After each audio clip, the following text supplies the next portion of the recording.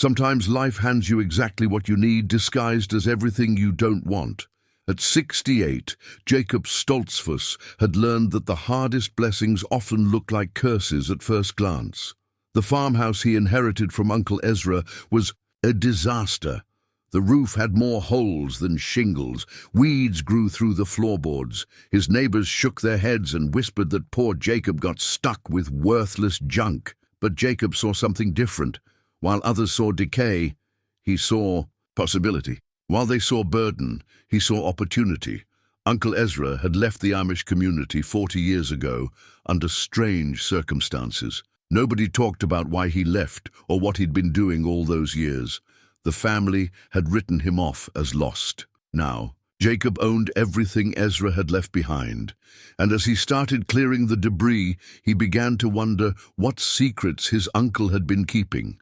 What exactly had Uncle Ezra been hiding all those years away from the community? Before we jump back in, tell us where you're tuning in from, and if this story touches you, make sure you're subscribed, because tomorrow I've saved something extra special for you. Jacob Stoltzfus had weathered 6 decades of Lancaster County, seasons, and his hands showed every one of them. The calluses told stories of corn harvests and barn raisings, of milking cows before dawn and mending fences until dusk. But this morning, as he stood in his own kitchen watching the steam rise from Sarah's fresh coffee, those same hands trembled slightly as he held the lawyer's letter for the 3rd time. "Ezra's been gone from this world 2 months already," Sarah said, her voice carrying the particular weariness that comes from burying family members. She moved around their kitchen with practiced efficiency, preparing breakfast for Jacob and their son Daniel, who still lived at home and helped work their modest dairy farm. "Why that English lawyer took so long to find us, I'll never understand." Jacob folded the letter carefully, creasing it along lines that were already wearing thin from handling. The official language felt foreign in his mouth when he'd tried to read it aloud the night before. Property deed, asset transfer, legal heir, words that carried weight he wasn't sure he wanted to bear. 47 acres, he said quietly. That's what the man said on the telephone. 47 acres and whatever's on them. Daniel looked up from his eggs, his young face curious in the way that reminded Jacob of his own youth. At 26, Daniel possessed that particular restlessness that sometimes touched Amish young people, a wondering about the world beyond their community's careful boundaries. "Did you ever see Uncle Ezra's place, Pop, before he left?" Jacob shook his head. Ezra had been 12 years older, more like a distant cousin than an uncle. When Ezra left the community in 1983, Jacob had been newly married and focused on building his own life. The family spoke of Ezra's departure in hushed tones, the way they discussed any member who chose the outside world over the plain life. "He was working with the English," Sarah said, her tone carrying decades of community wisdom, "building things that weren't meant for our people." The bishop said he'd been seduced by worldly knowledge. But Jacob remembered something different. He remembered a young man who could fix any piece of farm equipment, who understood the mysteries of electricity and mechanics in ways that seemed almost supernatural. Ezra had once repaired their windmill during a particularly brutal winter, working in snow and bitter wind to restore power to their water pump.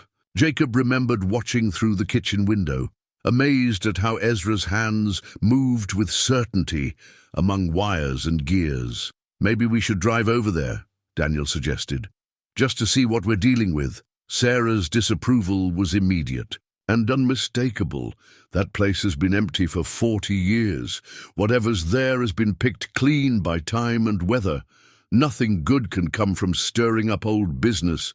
But Jacob found himself nodding at Daniel's suggestion. Something in him needed to see what Ezra had left behind, needed to understand what had pulled his uncle away from everything they'd been raised to value. The drive to Ezra's property took them through countryside that grew less familiar with.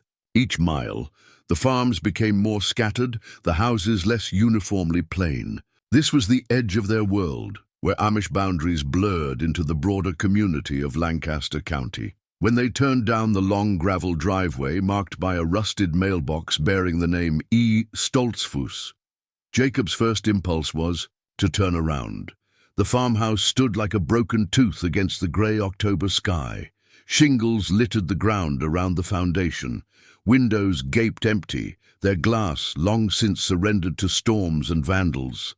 "Good Lord," Daniel whispered, but Jacob found himself stepping out of their buggy, drawn forward by something he couldn't name. The property stretched further than he'd expected.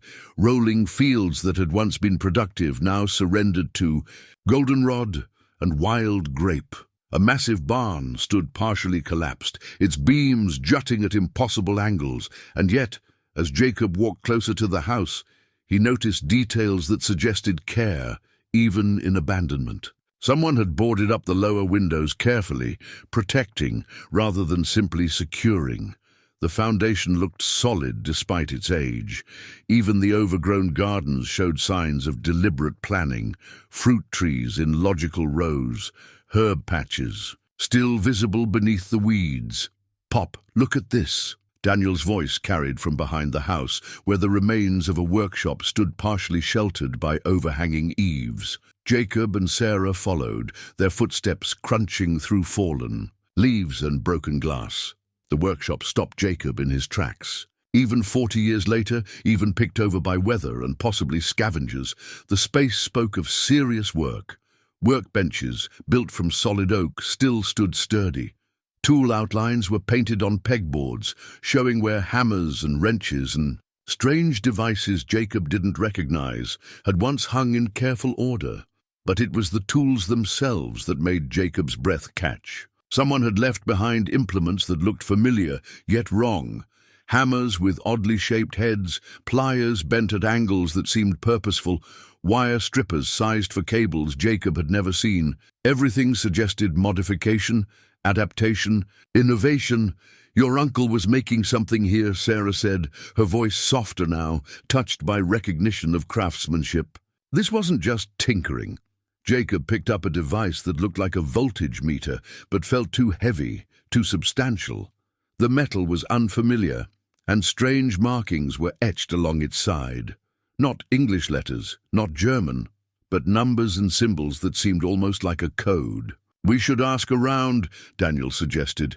"Maybe the English neighbors remember him." Sarah started to object, but Jacob was already nodding. Something about this place demanded answers, demanded understanding. Ezra hadn't simply abandoned his heritage.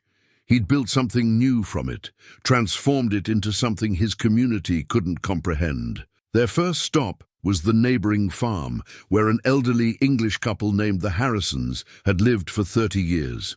Tom Harrison answered their knock, a man in his 70s with the steady bearing of someone accustomed to solving complex problems. His wife Helen welcomed them with coffee and the kind of immediate hospitality that transcended cultural boundaries.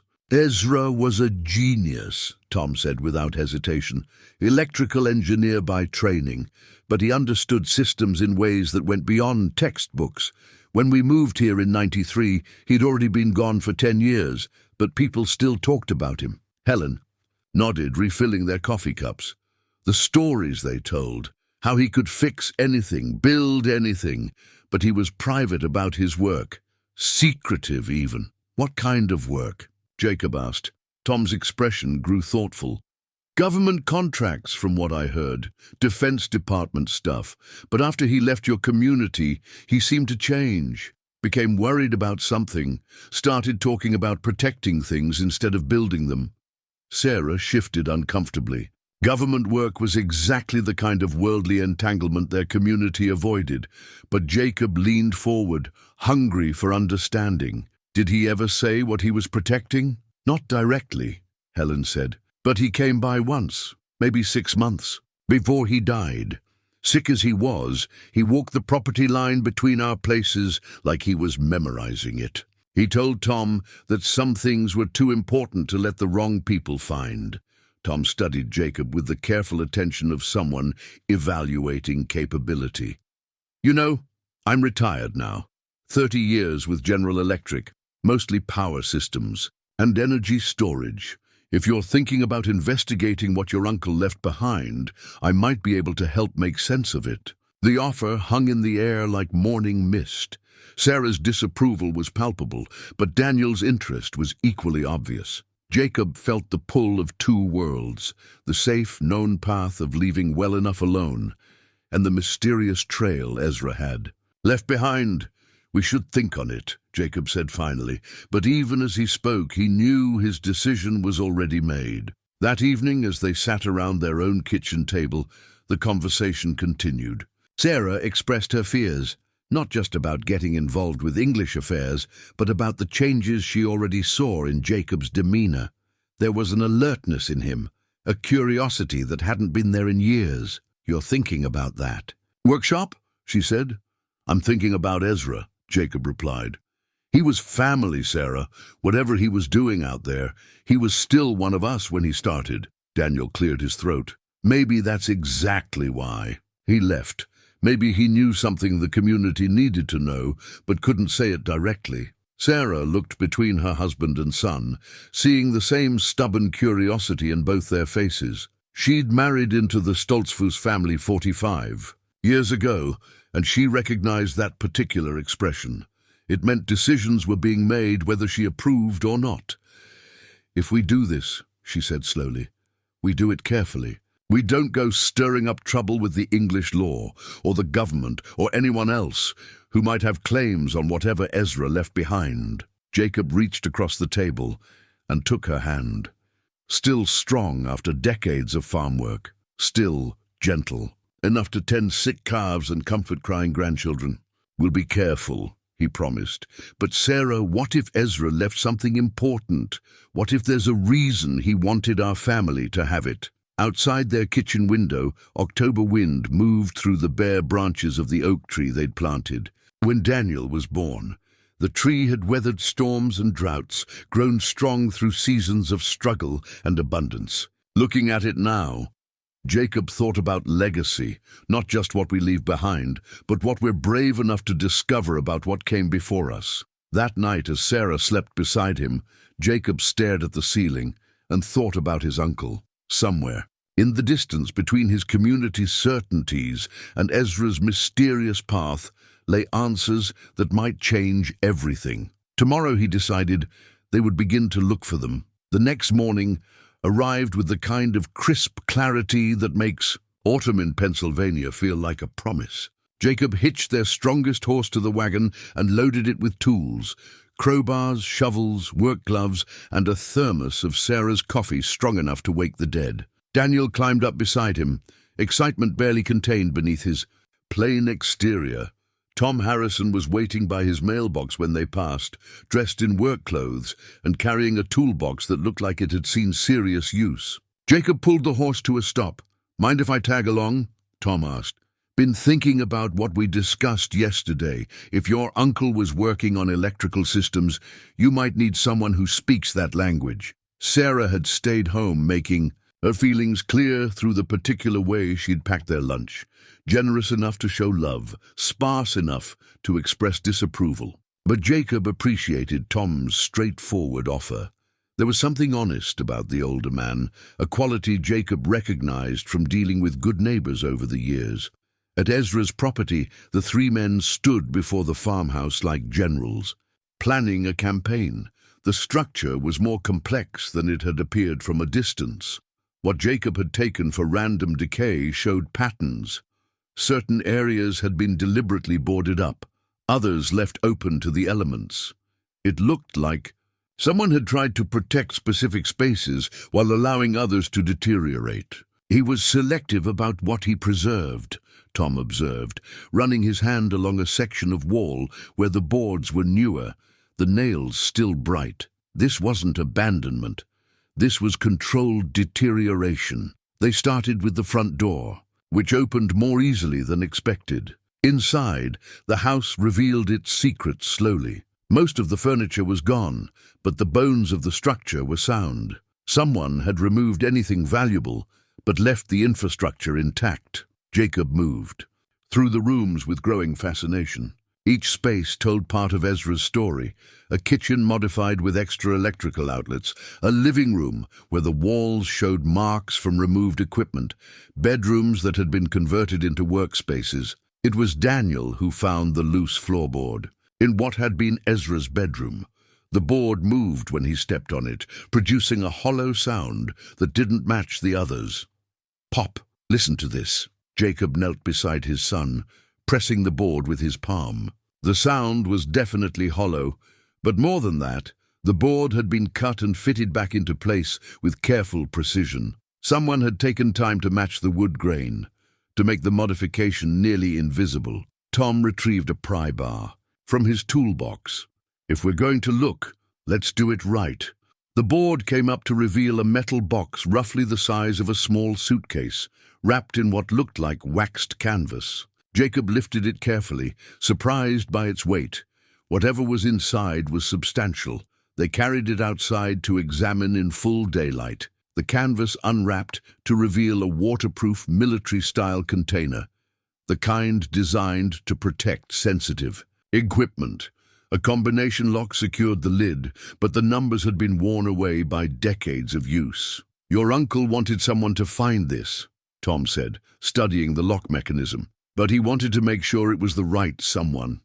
Jacob ran, his fingers over the smooth metal surface. Ezra had been methodical about everything: his workshop, his house modifications, even his departure from the community. This box wouldn't open by accident. "Try his birthday," Daniel suggested. Jacob shook his head. Ezra wouldn't use something that obvious. But as he stared at the lock, a memory surfaced. The summer Jacob turned 16, Ezra had taught him to repair a broken hay rake. Throughout the long afternoon, Ezra had repeated a sequence of numbers, not as instruction, but as rhythm, the way some people hummed while they worked. Jacob tried the combination. 7, 14, 76. The lock clicked open. Inside, wrapped in oiled cloth, were blueprints. Not hand-drawn sketches, but professional technical drawings on paper that felt different from anything Jacob had handled. Heavier, more substantial. The top sheet bore markings that made Tom's breath catch audibly. "Sweet Mary and Joseph," Tom whispered. The drawings showed electrical schematics of extraordinary complexity, but more striking were the official stamps and classifications marked. Across the top, Department of Energy, classified, Project Haven. Jacob spread the blueprints on the wagon bed, weighing down corners with stones. Even with his limited understanding of electrical systems, he could see this wasn't simple farm equipment.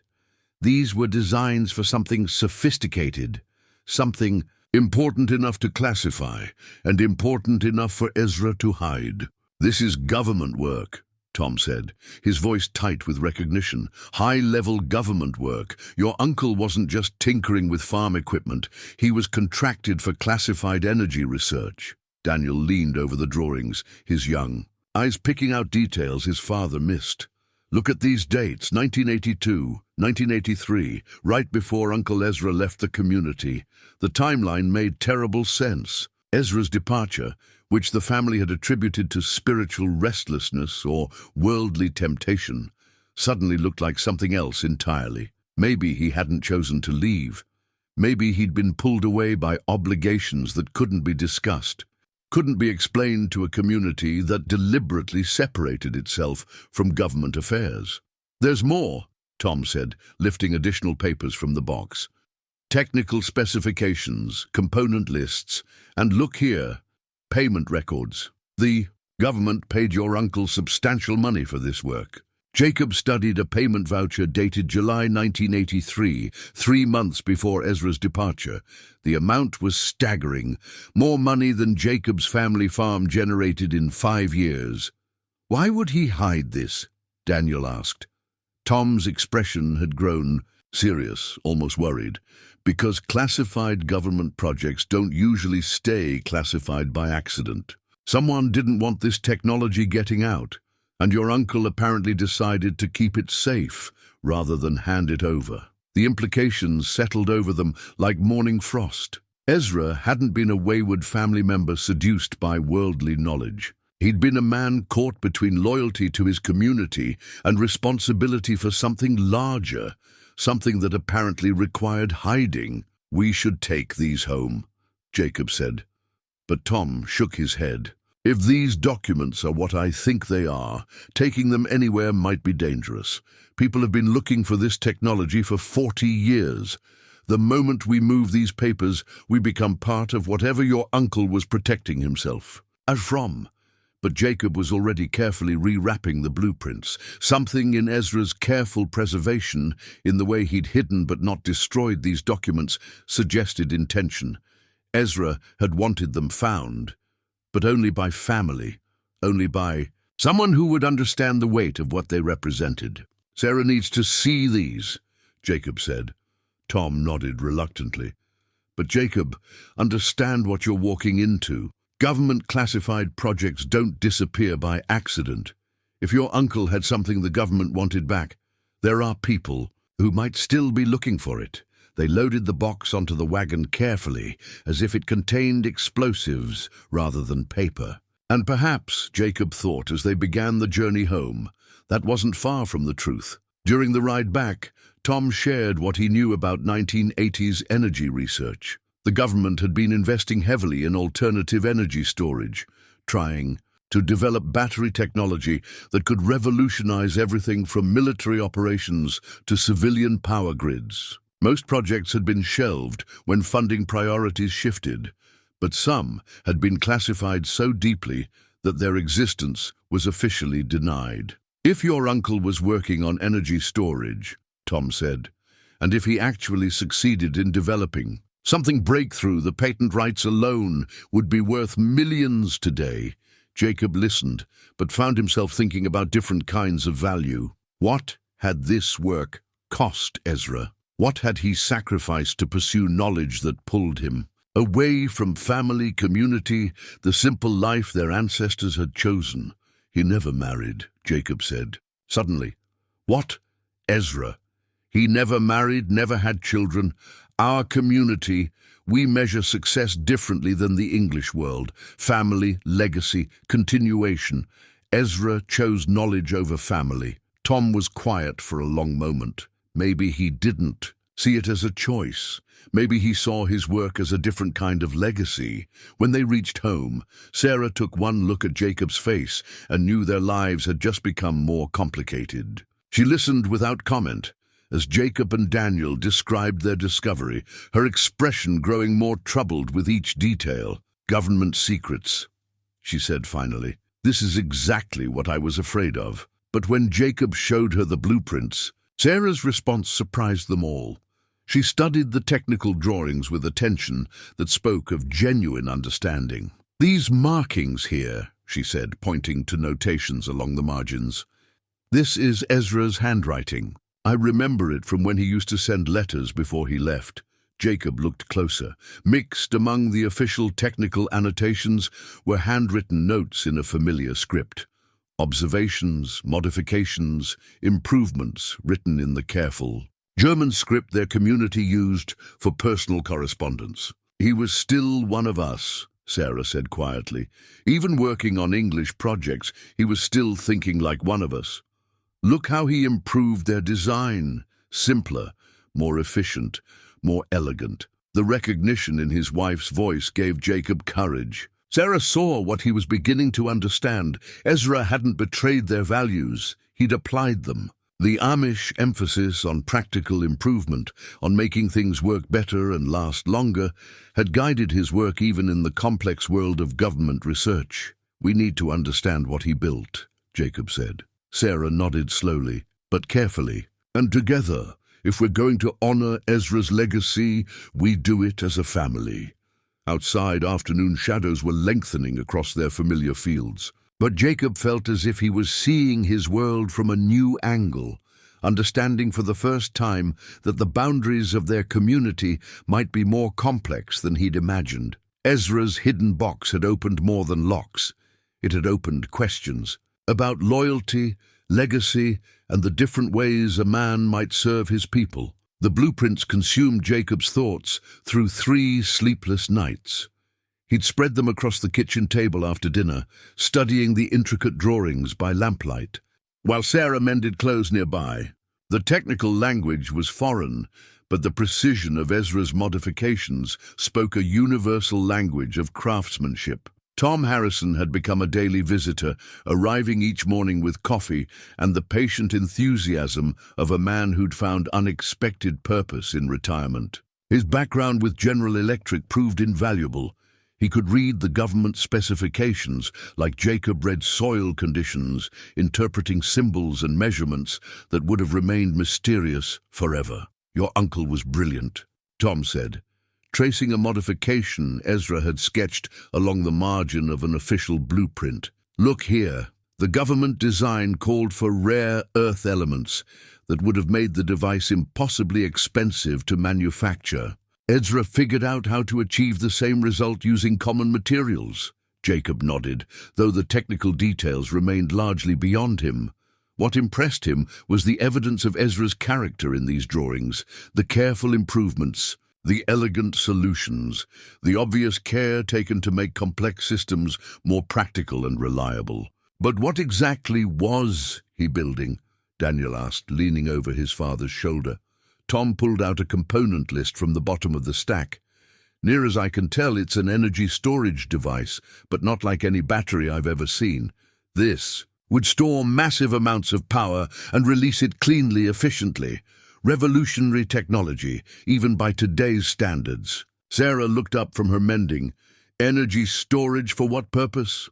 "That's the question," Tom admitted. "Military applications, civilian infrastructure, emergency systems. This kind of technology could change everything." Jacob studied his wife's face, reading the concern there. Sarah had always been the practical one, the voice of caution that kept their family grounded. Her questions weren't born of opposition, but of wisdom earned through decades of careful living. "Tom," Jacob said slowly, "in your professional opinion, would this technology be valuable today?" Tom set down his coffee cup with deliberate care. "Jacob, if your uncle actually built what these blueprints describe, and if it works the way the specifications suggest, you're looking at technology worth tens of millions of dollars, maybe more." The number hung in the kitchen air like incense, heavy and transformative. Jacob's entire farm, house, land, livestock, equipment was worth perhaps $200,000. The idea of technology worth 50 times that amount felt surreal, almost blasphemous. "Money like that brings complications," Sarah said quietly. She was right, and they all knew it, but Jacob found himself thinking about different kinds of complications. Their community struggled with infrastructure costs, maintaining roads, funding the school, supporting elderly members whose families had moved away. Money, like Tom described, could solve problems that prayer and hard work couldn't touch. "Did your uncle leave any other clues?" Tom asked. "Personal letters, journals, anything that might explain his intentions?" Jacob shook his head, but Daniel spoke up. "We only searched the house. What about the barn?" That afternoon, the three men returned to Ezra's property with better tools and growing purpose. The barn proved even more intriguing than the house. The partial collapse had been strategic. Someone had deliberately weakened certain support beams while reinforcing others, creating the appearance of decay while protecting a central section. Tom studied the structural damage with professional interest. This wasn't weather damage. Someone engineered this collapse to hide the barn's real purpose. They worked carefully, moving debris and probing for safe passage into the barn's interior. What they found confirmed Tom's suspicions. Beneath the rubble and rust, sophisticated electrical work remained intact. Heavy cables ran along protected channels, and metal plates covered what appeared to be access points to underground spaces. "There's more here than meets the eye," Tom said. Jacob agreed, but his attention was caught by something else. A small workshop area that had been completely protected from the weather.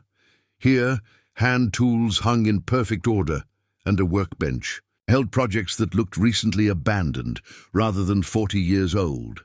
"Someone's been maintaining this," he said. Tom joined him at the workbench, where a leather-bound journal lay open to a page dated just 2 years earlier. The handwriting was definitely Ezra's.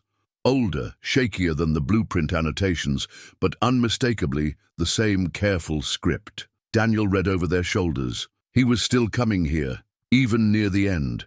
The journal entries revealed a man wrestling with difficult decisions. Ezra wrote about his failing health, about government agents who'd begun asking questions again, about his fear that important work might be lost or fall into the wrong hands. One entry, dated 6 months before Ezra's death, stopped Jacob cold. The prototype remains secure, but I grow weaker each day. Jacob was always the most like me in the family, practical, careful, willing to see beyond conventional wisdom. If something happens to me, he'll understand what needs protecting. He'll know what to do with what I've built. He meant for you to find this, Tom said. This wasn't random inheritance. It was intentional transfer. Jacob felt the weight of unexpected responsibility settling on his shoulders. Ezra had chosen him specifically, had believed Jacob would understand obligations that went beyond simple ownership. We need to see what he built, Jacob said. Tom nodded toward the metal plates covering the floor access points. I think we're going to need better tools for that. That evening, Jacob shared the journal entries with Sarah. She listened, without interruption, her expressions cycling through concern, understanding, and finally reluctant acceptance. Ezra trusted you with this, she said. That means something. It also means danger, Jacob replied. Tom thinks people might still be looking for whatever Ezra was working on. Sarah was quiet for a long moment, her hands still on the mending, in her lap.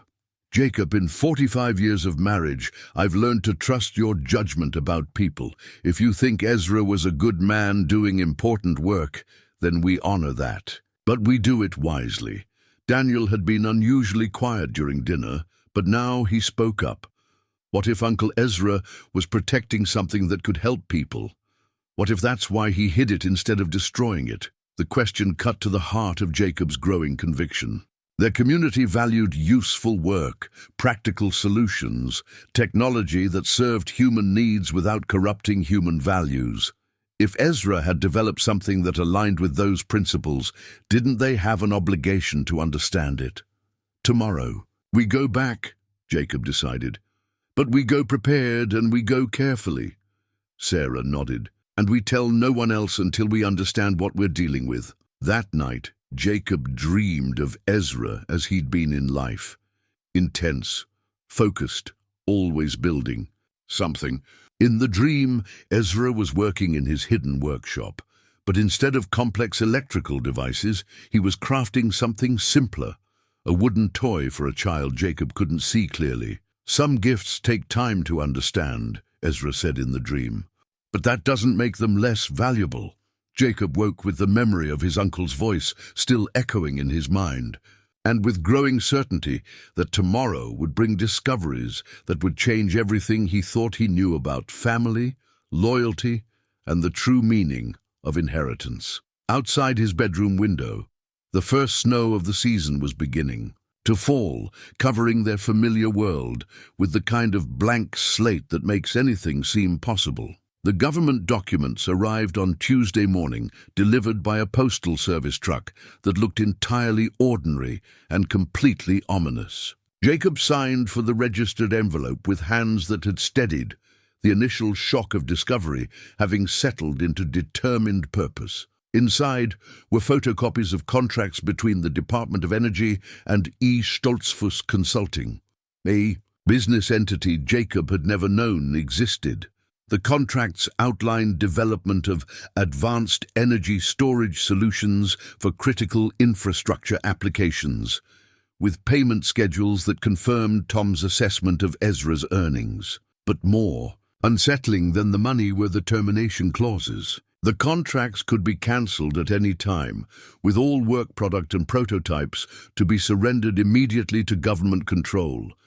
Ezra's signature appeared on documents acknowledging that failure to comply would result in federal prosecution. He was trapped, Sarah said, reading over Jacob's shoulder. Once he started this work, he couldn't simply walk away. Tom arrived as they were studying the contracts, carrying a manila folder that looked equally official. His expression was troubled in a way Jacob hadn't seen before. "I made some calls yesterday," Tom said without preamble. "Reached out to former colleagues, people who might remember Project Haven. Jacob, what your uncle was working on, it never officially existed." "What do you mean?" "I mean the project was scrubbed from all records in 1984. Officially, it never happened. All participants were required to sign non-disclosure agreements that are still in effect. As far as the government is concerned, this technology was never developed." Daniel frowned. "But we have the contracts, the blueprints, which makes them incredibly dangerous," Tom interrupted. "If the government denied this project ever existed, then finding evidence of it puts us in a very precarious position." Jacob spread the contract pages across the kitchen table, studying the signatures and official seals. Everything looked legitimate, but Tom's concerns carried the weight of experience with government bureaucracy. "Why would they deny the project?" Sarah asked. Tom sat heavily in one of their kitchen chairs. "Could be any number of reasons. Budget overruns, technical failures, security concerns, or maybe—" He paused, choosing his words carefully. "Maybe your uncle actually succeeded, and someone decided the technology was too valuable or too dangerous to acknowledge publicly." The possibility hung between them like a storm front. Jacob thought about Ezra's final journal entries, about government agents asking questions, about a dying man's fear that important work might be lost. "There's something else," Tom said, opening his folder. "I found a newspaper article from 1984. Small item, buried on page 6 of the Lancaster paper." He handed Jacob a photocopy of a brief news story. "Local man dies in laboratory accident." The article described an explosion at a private research facility, mentioning that Ezra Stoltzfus had been killed while conducting energy storage experiments. "But Ezra died last year," Daniel said. "Natural causes. We went to the funeral." "Exactly. Which means either this newspaper story was completely wrong, or your uncle faked his own death to escape government oversight." Sarah's reaction was immediate and visceral. "Ezra let his family believe he was dead for 40 years. Tom nodded grimly. "It would explain why he cut all contact with the community. Can't maintain relationships when you're officially deceased." Jacob felt a complex mix of emotions: anger at the deception, admiration for Ezra's commitment to protecting his work, and growing concern about what they'd gotten themselves involved in. "If the government thinks Ezra and his work died in 1984, Jacob said slowly, "then officially this technology doesn't exist. Which makes it either worthless or priceless," Tom said, "depending on whether anyone's still looking for it." That afternoon, they returned to Ezra's property with power tools borrowed from Tom's garage. The metal plates covering the barn's floor access points proved to be secured with locks that had been designed to last. Tom worked methodically, using specialized tools to remove them without damage. The space beneath revealed Ezra's true workshop, a climate-controlled underground laboratory that looked like it belonged in a university rather than beneath a collapsing barn. LED lights still functioned. Powered by solar panels, Tom discovered hidden among the barn's roof wreckage. The workshop was pristine, organized with the same careful attention Jacob had noticed in the upstairs tool arrangements. But here, instead of modified farm implements, sophisticated electronic equipment lined custom-built workbenches, oscilloscopes, spectrum analyzers, testing equipment that Tom identified with growing excitement. "This is $250,000 worth of gear," Tom said, "and professional-grade military specification.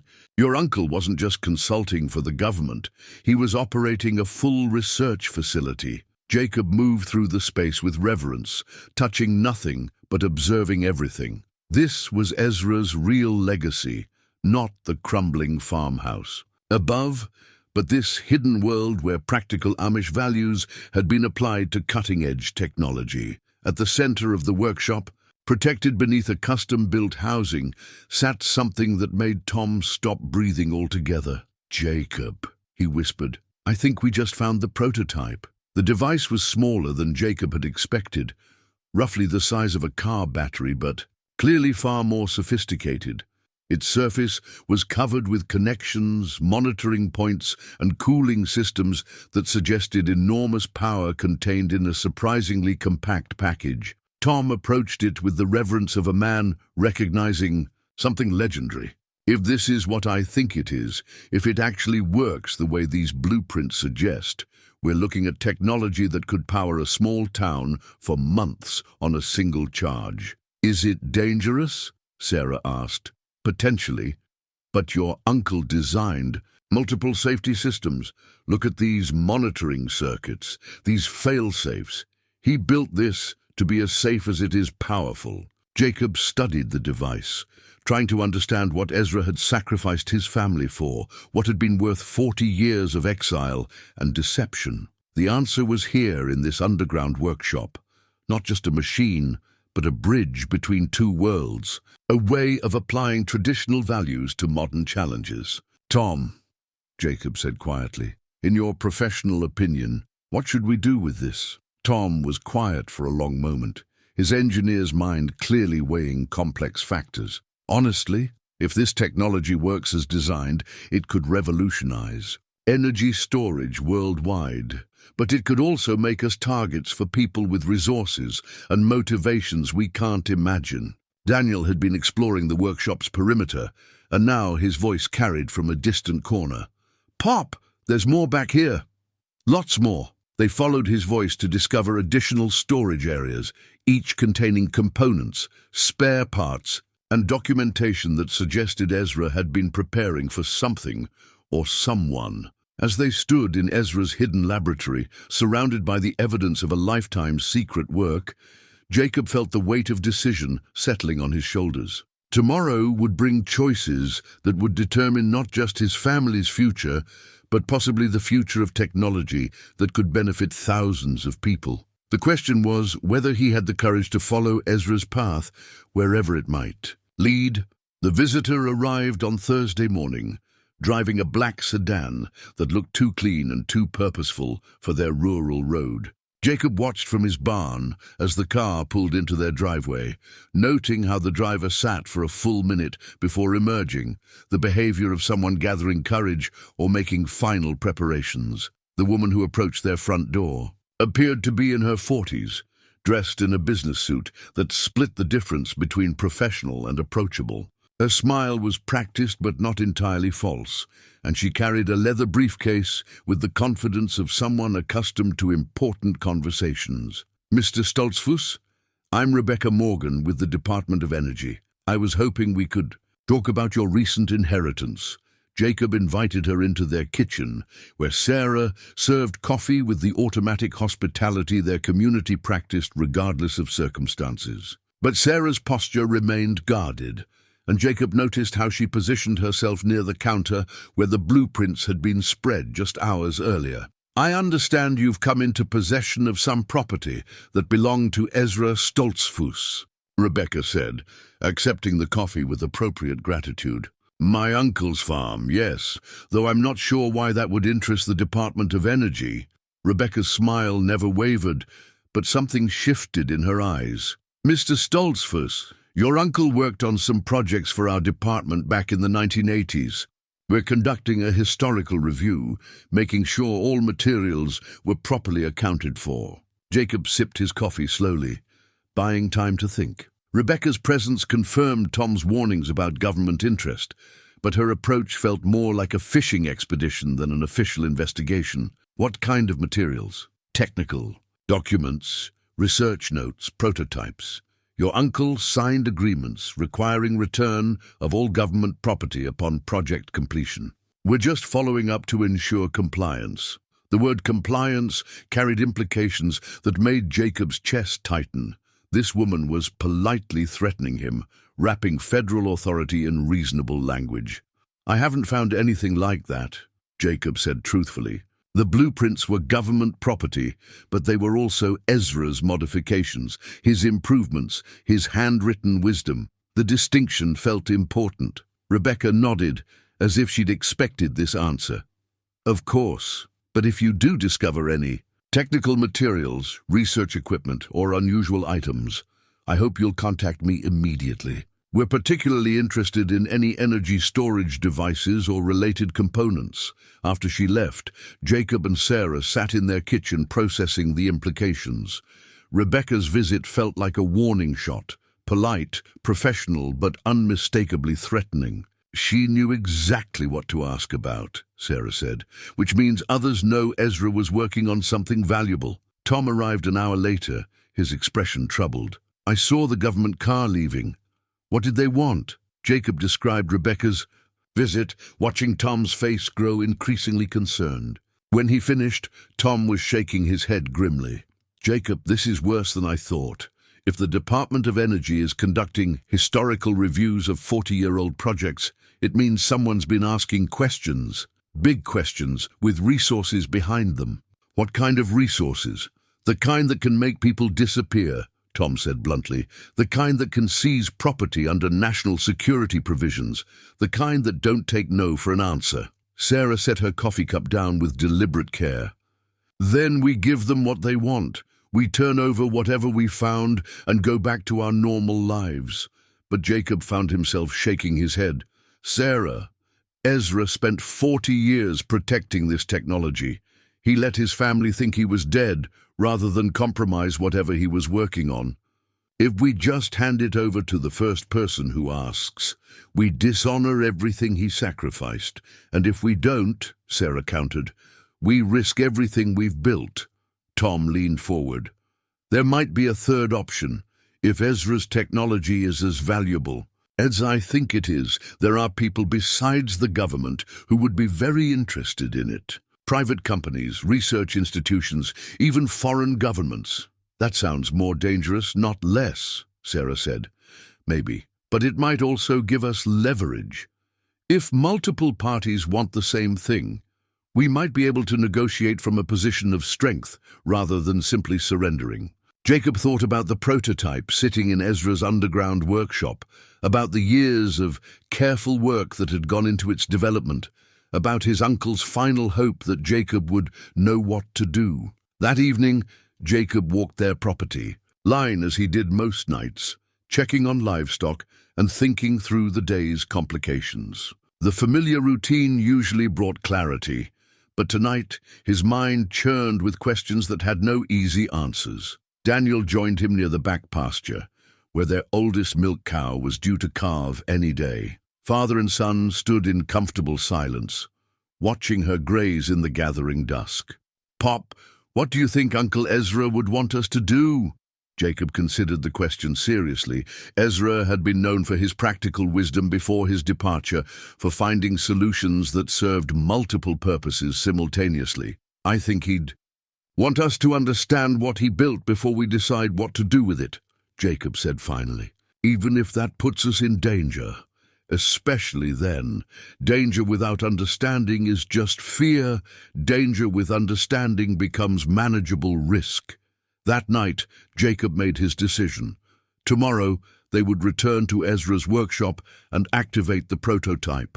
They would understand what Ezra had built, what he'd protected, what he'd entrusted to Jacob's care. But first, Jacob would take precautions. If Rebecca Morgan represented the kind of threat Tom suggested, they would need allies, documentation, and protection that went beyond simply hoping for the best.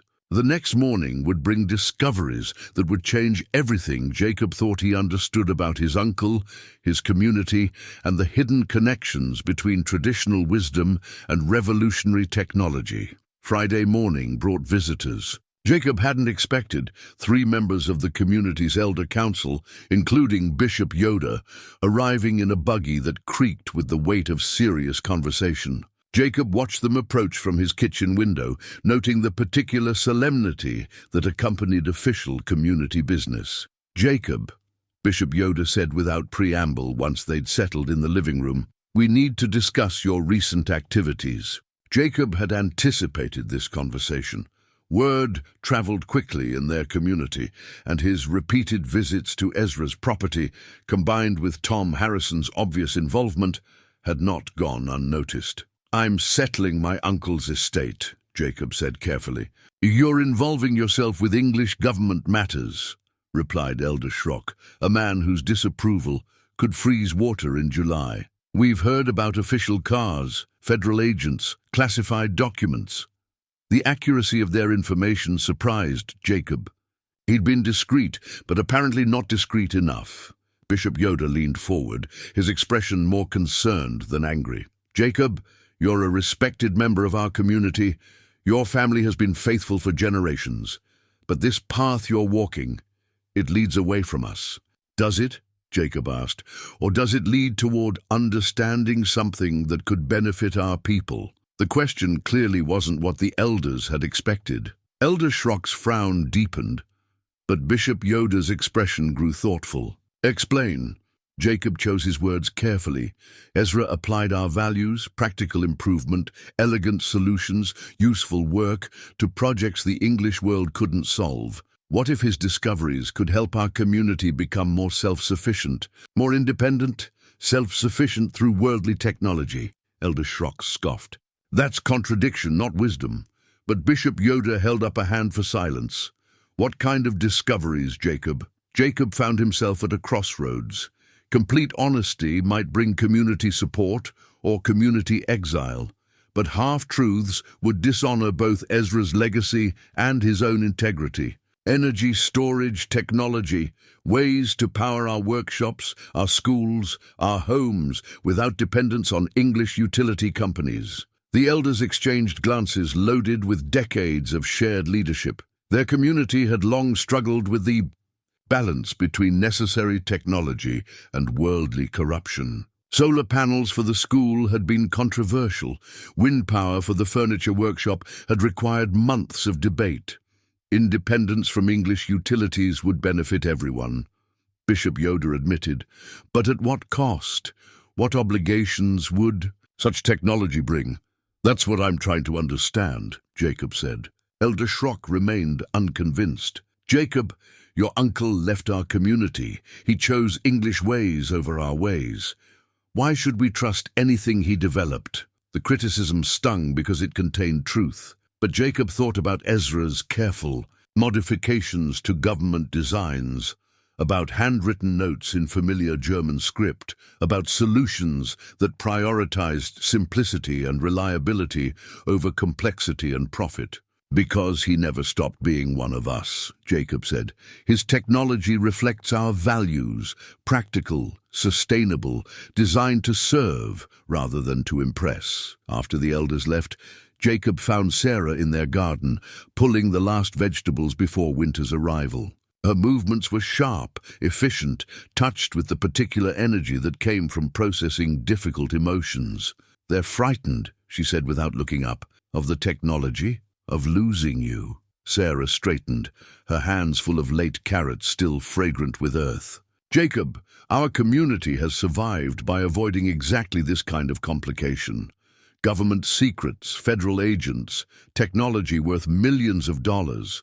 These things destroy simple lives." Jacob understood her fear, but he also understood something else, the weight of responsibility that came with knowledge. Ezra had entrusted him with discoveries that could benefit not just their family, but their entire community. Walking away might be safer, but it wouldn't be right. What if we could use Ezra's technology to make our community stronger, more independent, he asked.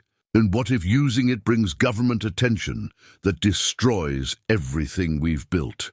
The question had no easy answer. That afternoon, Jacob returned to Ezra's workshop alone, needing time to think without the pressure of other people's expectations. He sat in his uncle's chair, surrounded by the evidence of 40 years of secret work, trying to understand what Ezra would have wanted. The workshop's organization told its own story.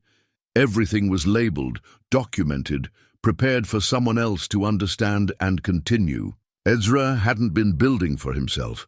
He'd been building for a future he wouldn't see, for people he hoped would appreciate what he'd accomplished. In a desk drawer, Jacob found a thick folder labeled Community Applications.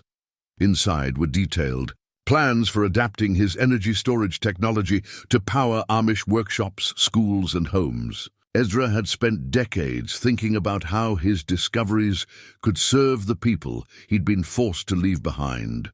The plans were sophisticated but practical, designed around their community's existing infrastructure and values.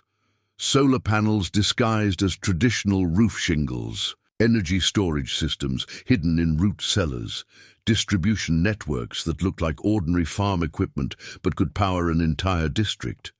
Ezra hadn't forgotten his people. He'd been working for them all along. When Jacob returned home, he found Tom waiting with news that changed everything. "I've been researching Rebecca Morgan," Tom said. "She doesn't work for the Department of Energy. She works for a private defense contractor that specializes in acquiring classified technology through legal loopholes." The revelation hit Jacob like cold water. Rebecca's polite threats hadn't been government oversight. They'd been private enterprise disguised as official. "Business? How do you know?" Called some old contacts, did some checking. "The company she works for has a reputation for finding forgotten government projects and claiming them through technicalities. They're not interested in national security, they're interested in profit." Sarah joined them on the porch, her expression grim. "So we're dealing with thieves, not federal agents." "Sophisticated thieves with legal resources," Tom corrected, "but thieves nonetheless." Jacob felt his resolve hardening. Ezra had protected his work from government appropriation for 40 years. Jacob would be damned if he'd let private contractors steal it now. "Then we finish what Ezra started," he said. "Together," Sarah added, surprising them both. "Together," Jacob agreed. Saturday's revelation came from the most unexpected source, Eli Yoda, the bishop's teenage grandson, who appeared at Jacob's door with the nervous energy of someone carrying explosive news. "Mr. Stoltzfus," Eli said, his voice cracking slightly with excitement and fear. "Grandfather sent me to bring you something." Jacob invited the boy inside, noting how Eli's hands shook as he removed a wrapped bundle from beneath his coat. Inside, the cloth was another journal, older than Ezra's, bound in leather that spoke of decades of careful handling. "Grandfather's been keeping this since 1983, Eli said. "He said it was time you saw what Uncle Ezra really left behind." Jacob opened the journal to find Bishop Yoda's careful handwriting, documenting conversations with Ezra in the months before his departure. But these weren't the theological discussions Jacob had expected. They were technical consultations, detailed planning sessions, collaborative problem-solving. "Ezra came to Grandfather before he left," Eli explained.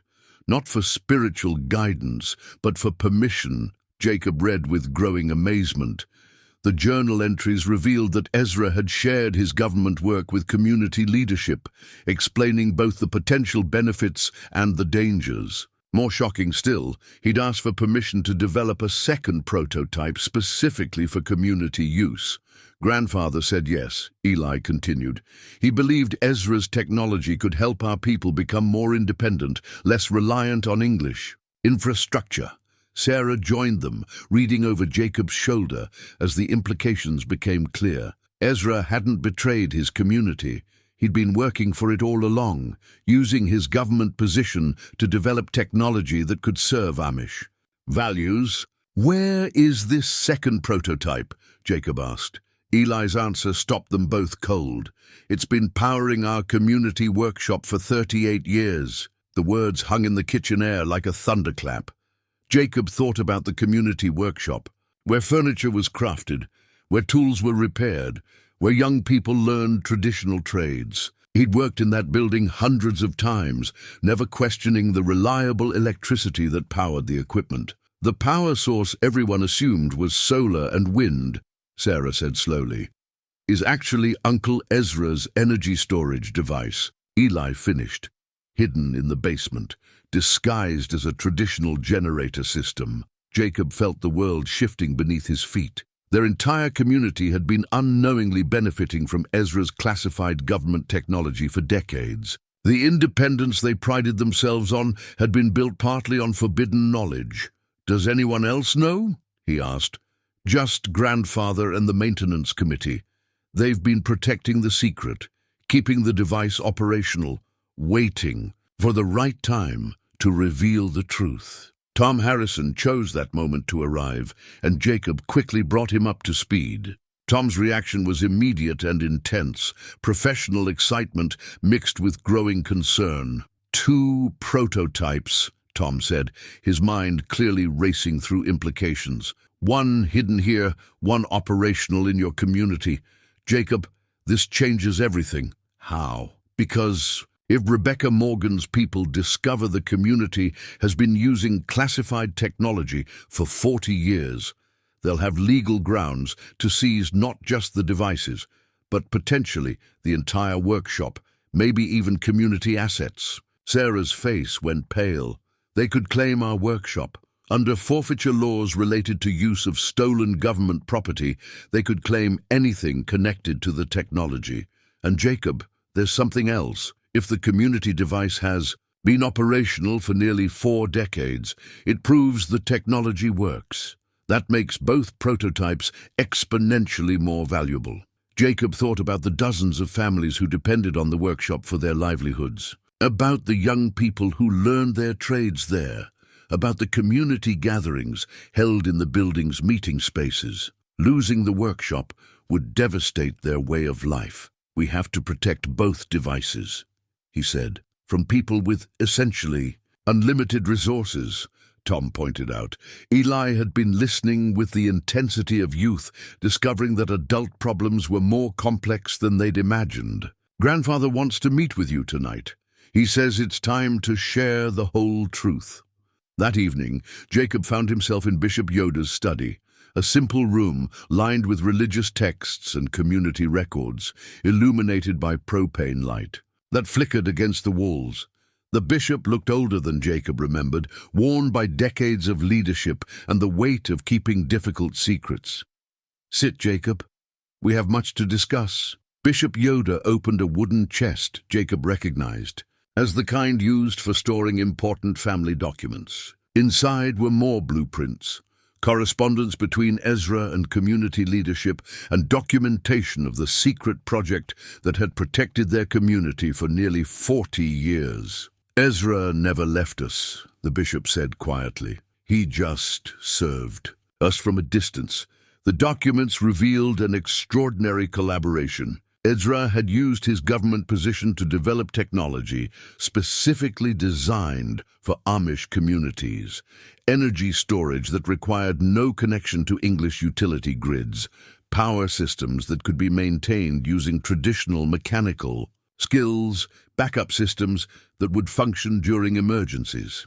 The government believed they were funding research into military applications, Bishop Yoda explained. They never knew Ezra was adapting their specifications for civilian use. "That's why he had to fake his death," Jacob said, understanding dawning, "to protect both versions of the technology and to protect us. If the government had known we were using their classified technology, we would have faced prosecution, seizure of property, destruction of our way of life." Jacob studied the documents, seeing his uncle's work in a completely new light. This hadn't been betrayal or abandonment. It had been the most elaborate act of service in their community's history. "But now people are asking questions again," he said. Bishop Yoda nodded grimly. "Rebecca Morgan has been investigating Ezra's background for months. She's discovered inconsistencies in the death records, gaps in the government documentation. She knows Ezra survived and continued his work. What does she want? Everything. Both prototypes, all documentation, complete control of technology that could revolutionize energy storage worldwide." Jacob felt the weight of decision settling on his shoulders. Ezra had spent 40 years protecting this secret. Now that responsibility passed to Jacob, along with the obligation to make choices that would affect not just his family, but his entire community. "What do we do?" Bishop Yoda smiled for the first time that evening. "We finish what Ezra started. We protect what he built, and we do it together as a community the way our people have always faced difficult challenges." Outside, snow was beginning to fall again. covering the familiar world with promise and possibility. But Jacob now understood that some changes couldn't be covered over, couldn't be ignored, couldn't be wished away. Tomorrow would bring the beginning of their fight to preserve Ezra's legacy and protect their community's future. The question was whether they were strong enough, smart enough, and brave enough to succeed where Ezra had been forced to hide. Sunday's community meeting was unlike any Jacob had experienced in 45 years of membership. Instead of the usual discussions about crop rotation and barn maintenance, 37 family heads gathered in the workshop basement to examine technology that had been powering their community for decades without their knowledge. The device hummed quietly in the corner, a sophisticated machine disguised as a simple backup generator. Bishop Yoda had removed the camouflaging panels to reveal Ezra's masterwork. Gleaming metal surfaces, precisely arranged components, monitoring systems that had operated flawlessly for 38 years. "This has been keeping our lights on," said Marcus Byler, the workshop's head craftsman. "Every day, every project, every class we've taught our children, all of it powered by Uncle Ezra's secret." Tom Harrison stood beside the device, explaining its operation with the patient expertise of a lifetime engineer. The technology was elegant in its simplicity. Solar collection during the day, energy storage in revolutionary battery cells, clean. Distribution through existing workshop wiring. "The engineering is extraordinary," Tom said. "But more than that, it's been customized for your specific needs. Look at these modifications. Ezra designed this to be maintained using skills your community already possessed." Daniel had been studying the device's control panel, his young mind quick to grasp concepts that intimidated his elders. POP, this monitoring system, it's been recording everything. Power generation, storage efficiency, maintenance needs. 38 years of data. Jacob examined the records Daniel had discovered. Ezra's technology hadn't just worked, it had exceeded every performance specification, providing reliable power while reducing maintenance requirements and eliminating dependence on external energy sources. "We've been independent," said Elder. Wonder creeping into his voice.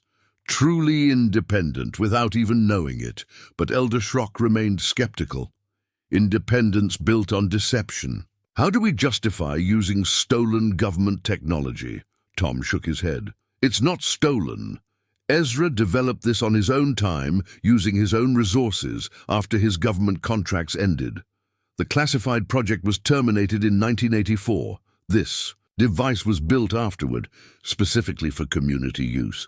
Bishop Yoda had been studying the documentation with the careful attention he usually reserved for scripture. Ezra followed the letter of his agreements while violating their spirit.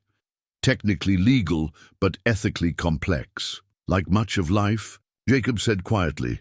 The bishop's smile was slight but genuine. "Indeed."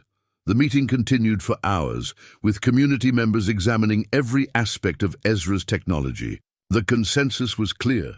The device had served them well, improved their lives, and aligned with their values of self-sufficiency and practical improvement.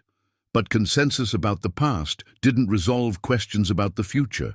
"Rebecca Morgan will return," Jacob said, "and she won't come alone next time." Tom nodded grimly. "I've been researching her company.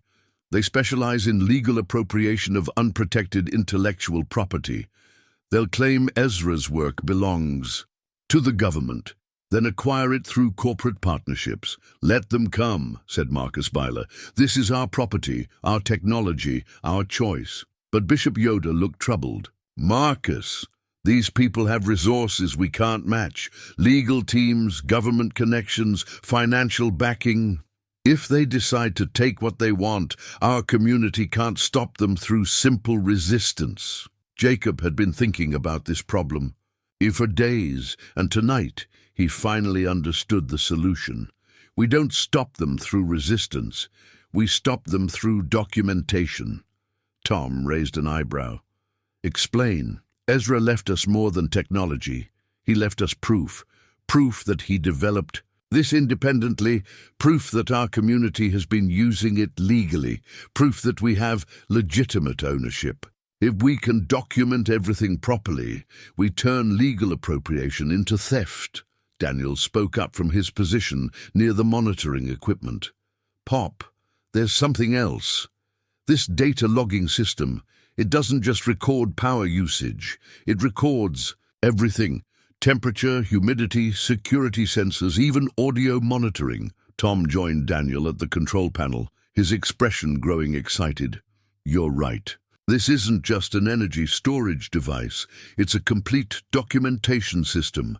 Ezra was recording everything that happened in this workshop for 4 decades. Bishop Yoda understood the implications immediately.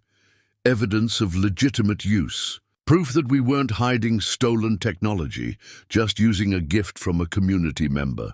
More than that, Tom said. If this system recorded audio, it might have captured conversations with government representatives, negotiations, even threats. Ezra might have documented everything he needed to prove his work was legitimate. Jacob felt pieces clicking into place like well-fitted joints in fine furniture. Ezra hadn't just built technology, he'd built protection for that technology, evidence that would preserve his legacy and defend his community. We need to access those recordings, he said. Tom was already studying the control interface.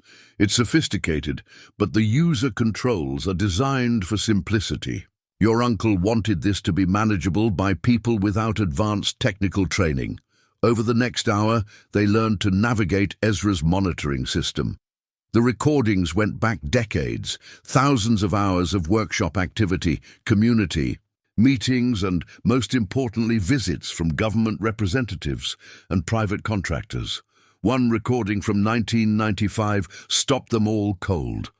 Ezra's voice, speaking to someone whose identity wasn't clear, the community device stays operational. That was always the deal. You get the government prototype when I'm gone, but the people I've been working for get the benefits of 40 years of development, non-negotiable.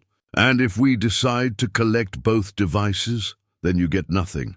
I've documented everything, the illegal appropriation attempts, the contract violations, the threats against my family. Try to take what doesn't belong to you, and those documents become public. The conversation continued, revealing years of careful negotiations between Ezra and various parties interested in his technology. He'd played them against each other, protecting his work through superior knowledge and meticulous documentation. He was 3 steps ahead of everyone, Tom said admiringly. Including us, Jacob added. Ezra knew exactly what would happen when he died. He planned for Rebecca Morgan, planned for government interest, planned for every threat we're facing now. Sarah had been quiet during the recordings, but now she spoke with the certainty that came from understanding family dynamics. Ezra chose you as his heir because he knew you'd have the patience to understand his work and the courage to protect it. As they prepared to leave the workshop, Daniel made one more discovery that changed everything again. Hidden behind a panel marked Emergency Protocols, he found Ezra's master plan, complete instructions for protecting both devices, defending community interests, and ensuring the technology would serve its intended purpose rather than enrich private contractors.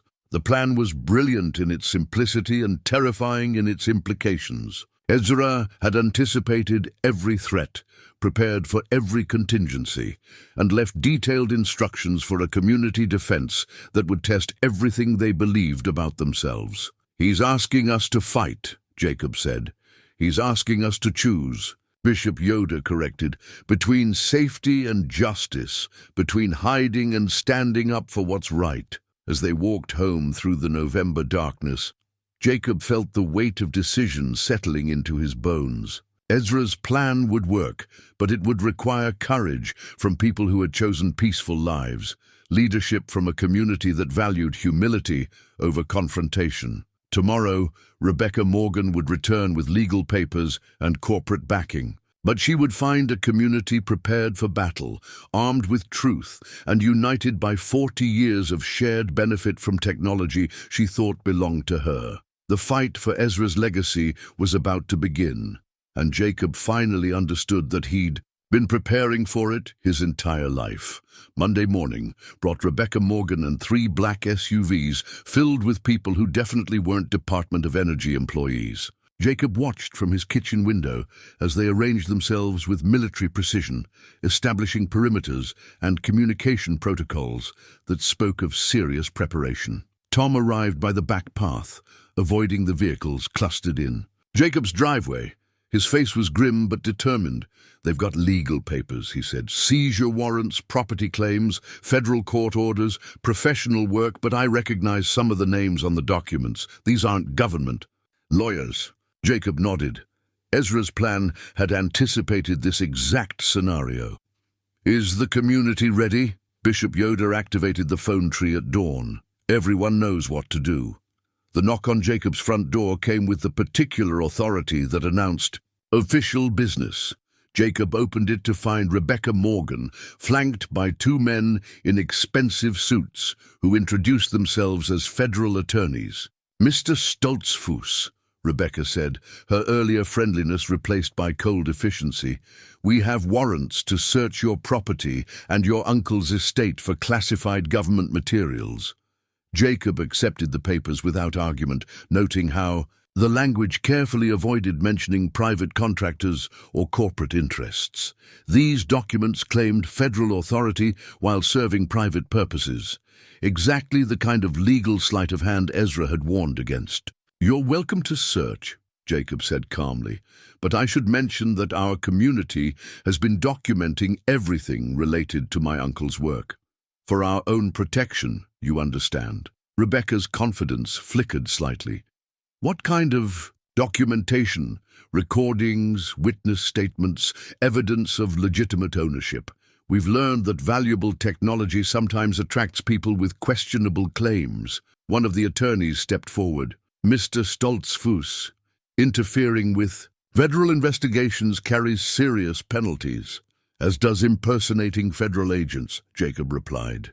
"Which is why we've already contacted actual Department of Energy representatives to verify your credentials." The bluff worked. Rebecca and her team exchanged glances that confirmed Tom's research. These people had resources and legal backing, but they weren't actually federal agents. "Let's proceed with the search," Rebecca said, her tone noticeably cooler. Jacob led them through his house, which they examined with professional thoroughness, but found nothing beyond normal family possessions. The blueprints and documents were safely hidden, according to Ezra's instructions, distributed among trusted community members who understood their importance. At Ezra's property, Rebecca's team swarmed the farmhouse and barn with equipment that included metal detectors, ground-penetrating radar, and electronic surveillance gear. They were clearly looking for more than documents. They were looking for the prototype itself. "Impressive operation for a historical review," Tom observed quietly. Jacob watched them work, noting how they focused on areas where Ezra's underground workshop was hidden. Someone had provided them with inside information, maps, floor plans, possibly even photographs. "They know exactly where to look," he said, "which means someone's been watching this property for a long time." Rebecca approached them as her team prepared to breach the barn's hidden access points. "Mr. Stoltzfus, I'm going to ask you once more. Do you have any materials related to your uncle's government work?" Jacob met her eyes steadily. "I have materials related to my uncle's work, yes. But I've determined that they belong to our community, not to private contractors with questionable legal authority." "You're making a serious mistake." "Maybe, but it's my mistake to make." Rebecca's team succeeded in accessing Ezra's workshop, and Jacob watched their faces as they discovered the underground laboratory. Professional excitement was obvious. This was exactly what they'd been looking for, but as they began documenting the prototype and attempting to remove it, they encountered Ezra's final surprise. The device was hardwired into the barn's electrical system, integrated with security protocols that would destroy sensitive components if tampered with improperly. "It's booby-trapped," one of the technicians called out. Tom smiled grimly. "You're Uncle thought of everything. Rebecca's frustration was becoming obvious. Disable the security systems. Can't. Not without the proper codes, and those aren't written down anywhere I can find. Jacob felt a surge of pride for his uncle's foresight. Ezra had built protection into every level of his work, ensuring that anyone who wanted to claim his technology would have to understand it first. "The codes exist," Jacob said quietly, "but not here." Rebecca turned to him with predatory focus. "Where?" Jacob's answer surprised everyone, including himself, with its quiet confidence. "In the community you're threatening to destroy." The confrontation moved to the community workshop at noon, when Rebecca's team arrived to find 47 Amish adults standing quietly in the parking area. They weren't protesting or demonstrating. They were simply present, bearing witness to what was about to unfold. Bishop Yoda stepped forward as Rebecca emerged from her lead vehicle. "Ms. Morgan, welcome to our community. We understand you have questions about technology that's been serving our people for nearly 4 decades. Rebecca's legal team had clearly expected intimidation to work with simple farm people. The organized, intelligent resistance they faced was obviously not part of their plan. Bishop, we have federal warrants, which we'll honor completely," the bishop interrupted. "But we also have 40 years of documentation proving legal ownership and legitimate use of technology that was gifted to our community by its inventor." Jacob stood beside his spiritual leader, feeling the strength that came from community support. Behind them, Tom Harrison had positioned himself near the workshop entrance, ready to provide technical explanation for anything Rebecca's team might question. "Mr. Stoltzfus," Rebecca said, focusing on Jacob, "you're interfering with national security investigations."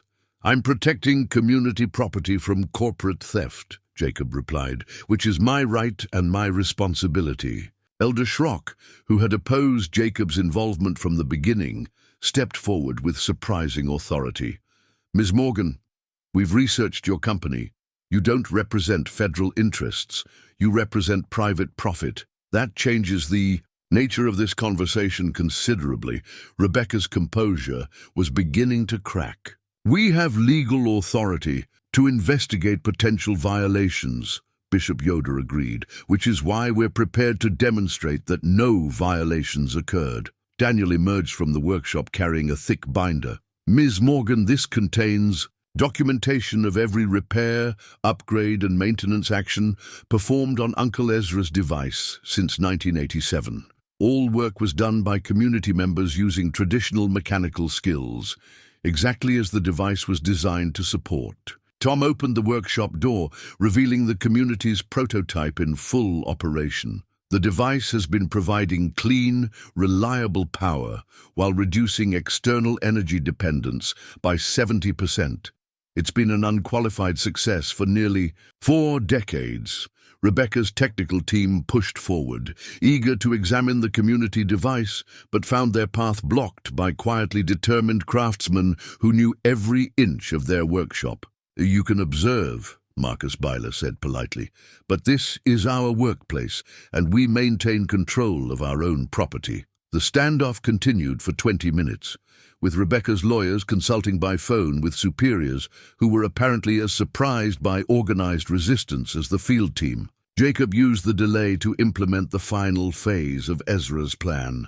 "Ms. Morgan," he called out, "before your people proceed, you should know that we've activated the documentation protocols your uncle built into both devices." Rebecca turned sharply. "What documentation protocols?" Tom smiled. "Audio and video recording systems that have been capturing everything said and done on both properties since your investigation began, including conversations about corporate appropriation of community property." "You're bluffing." Daniel held up a small recording device. "Ms. Morgan, would you like to hear yesterday's conversation where you discussed selling Uncle Ezra's technology to the highest bidder?" The recording played clearly in the crisp November air. Rebecca's voice explaining to her team how they would claim the technology through legal technicalities, then auction it to defense contractors worldwide. That recording was obtained illegally, from our own property, Bishop Yoder interrupted, using security systems that have been operating legally for 40 years. Jacob watched Rebecca's confidence crumble as she realized the trap they'd walked into. Ezra's documentation hadn't just protected his technology, it had documented everyone who tried to steal it. "Ms. Morgan," Jacob said quietly, "my uncle spent 40 years protecting technology that serves our community's values. We're prepared to spend the next 40 years doing the same thing." Rebecca's team huddled for urgent consultation, while the Amish community waited with the patient determination that had sustained them through centuries of challenges. Whatever decision was made in those hushed conversations, Jacob knew they were ready. When Rebecca approached him again, her expression had shifted from predatory confidence to grudging respect. "Mr. Stoltzfus, my clients are prepared to make you a substantial offer for your uncle's technology, enough money to transform your entire community." Jacob looked around at the faces of his neighbors, people who had worked beside him through harvest seasons and barn raisings, who had supported his family through difficulties, who had trusted his judgment about threats they barely understood. "Ms. Morgan," he said, "our community doesn't need transformation. We need protection. And that's exactly what Uncle Ezra provided." The words carried finality that Rebecca recognized. Her team began packing equipment with the efficient disappointment of professionals who'd lost a campaign they'd expected to win easily. As the black SUVs disappeared down the county road, Jacob felt exhaustion and exhilaration mixing in his chest. They'd won the first battle, but he suspected the war for Ezra's legacy was just beginning. 1 year later, Jacob stood in the garden he'd planted, where Ezra's underground workshop once hummed with secret purpose. The memorial garden bloomed with herbs and vegetables that would have made his uncle proud. Practical beauty, serving both aesthetic and nutritional needs.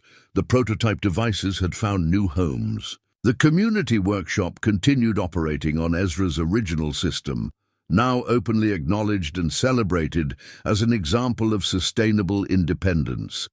The second prototype powered Jacob's own farm, reducing his family's operating costs while providing backup power for their entire district. Tom Harrison had become more than a neighbor. He'd become family, officially joining the community after months of careful consideration and genuine conversion. His technical expertise, combined with deep respect for Amish values, made him the perfect bridge between traditional wisdom and modern innovation. "The engineering certification came through yesterday," Tom said, joining Jacob among the herb rows. "Ezra's energy storage system now has official recognition as legitimate technology, developed independently and owned free and clear by your community." Jacob smiled at the vindication, though it had come at considerable cost. Months of legal battles, technical reviews, and government negotiations had tested everyone's patience and faith. But Bishop Yoder's leadership and the community's unity had ultimately prevailed against forces that seemed impossibly powerful. "What happened to Rebecca Morgan's company?" Daniel asked, arriving with his young wife Anna, who was expecting their first child in the spring. "Dissolved," Tom said with satisfaction. "Turns out their business model was built on appropriating technology they had no legal right to claim. When Ezra's documentation proved their other acquisitions were equally questionable, federal prosecutors got interested for all the right reasons." Sarah emerged from the house carrying fresh bread and the kind of smile that came from watching long struggles reach satisfying conclusions. At 73, she moved with the confidence of someone who had faced serious challenges and emerged stronger. "The newspaper reporter is here," she announced. Jacob had agreed to one interview, carefully managed, to ensure that Ezra's story was told properly. The reporter, a thoughtful woman from the local paper, had spent weeks researching the technical and human dimensions of the story. Mr. Stoltzfus, she said, settling in their kitchen with obvious appreciation for its simple efficiency. How do you think your uncle would feel about how this turned out? Jacob considered the question seriously. I think he'd be pleased that his work is serving the people he intended it to serve. But more than that, I think he'd be proud that our community found the courage to defend what he built. And the monetary value? The technology is worth over $100 million, according to our technical consultants. Money is a tool, Jacob said. Like any tool, its value depends on how it's used. Ezra's technology makes our community more self-sufficient, more independent, more able to live according to our values. That's worth more than any amount of money. The reporter nodded, making notes. What advice would you give to other communities facing similar challenges? Jacob glanced at Sarah, who had been his partner through every step of this journey. Document everything. Understand your rights. And remember that courage isn't the absence of fear. It's doing what's right despite being afraid. After the reporter left, Jacob walked the property line as he did most evenings, checking on livestock and processing the day's events. The routine grounded him, connecting present challenges to the eternal rhythms of agricultural life. Daniel joined him near the back pasture, where the milk cow that had been pregnant during Ezra's discovery had since delivered twins, healthy calves that would strengthen their herd for years to come. Pop, do you ever wonder what Uncle Ezra's life would have been like if he'd stayed in the community? Jacob thought about the question. I think he did stay in the ways that mattered most. His work, his values, his care for our people, all of that remained constant, even living apart for 40 years. Sometimes serving your community requires distance from it. Ezra understood that. He sacrificed proximity for protection, relationship for responsibility. They stood in comfortable silence, father and son sharing the kind of wordless communication that came from working together through difficult seasons. The calves nursed contentedly, their mother watching with the alert patience that characterized. All good mothers, Daniel, Jacob said eventually. What Ezra built, the technology, the independence, the protection, it's going to need guardians for the next generation. Daniel nodded, understanding the weight of what his father was asking. I've been thinking about that. Anna and I want to raise our children here, in this community, with these values. But we also want them to understand that tradition and innovation don't have to be enemies. Jacob felt deep satisfaction at his son's words. The struggle to preserve Ezra's legacy had taught them all that progress and tradition could work together, that honoring the past sometimes required embracing carefully chosen changes. Tom approached from the direction of the workshop, carrying a tablet that displayed real-time monitoring data from both energy storage devices. Efficiency is up another 2% this month. Ezra's systems keep improving themselves, adaptive algorithms he built into the core programming. Still learning after all these years, Sarah said, joining them with a shawl wrapped against the evening chill. Jacob looked around at the people, who had become his extended family through shared struggle. Tom, with his technical expertise and genuine conversion to their values. Daniel and Anna representing hope for the future. Sarah, whose wisdom had guided them through every difficult decision. The memorial garden was reaching its autumn peak, herbs releasing their final fragrances before winter dormancy. Jacob had chosen the plantings carefully, rosemary for remembrance, sage for wisdom, thyme for courage. Ezra would have appreciated the practical symbolism. There's something I haven't told you, Tom said, his voice carrying the weight of saved revelation. Last week I received a call from MIT. They've been researching sustainable energy solutions, and word has gotten out about our community's success with independent power systems. What kind of call? Sarah asked. They want to study what we've built, not to appropriate it, but to understand it. Academic research, published findings, recognition of your uncle's contributions to energy science. Jacob felt a warmth that had nothing to do with the evening sun. Academic recognition would ensure that Ezra's work lived on, that future generations would understand his contributions to human knowledge. Ezra would like that, he said. Recognition for the work, not just the money. As darkness settled over their familiar fields, Jacob felt the deep satisfaction that came from completing important work well. Ezra's technology would continue serving their community for decades to come. The knowledge would be preserved and shared appropriately. The threats had been overcome through courage, wisdom, and unity. But more than that, Jacob had learned something about inheritance that went beyond money or property. Ezra had left him more than technology. He'd left him an understanding of how to apply traditional values to modern challenges, how to serve community interests while engaging with the larger world. Come spring, Jacob said to his gathered family, we'll expand the memorial garden, add some fruit trees, maybe some berry bushes, create something that provides for future generations the way Ezra provided for us. And the technology, Daniel asked, will keep serving its purpose, quietly, efficiently, practically, just the way Uncle Ezra intended. As they walked back toward the house, Jacob felt the profound contentment that came from understanding his place in a story larger than his individual life. Ezra's legacy was secure, the community was stronger, and the future held promise built on foundations of courage and wisdom. Sometimes, Jacob reflected, the greatest inheritance isn't what someone leaves you. It's who they trust you to become in protecting what they valued most. The garden would bloom again in spring, and with it, the continuing story of how traditional values and innovative thinking could work together to build something worthy of preservation for generations yet to come.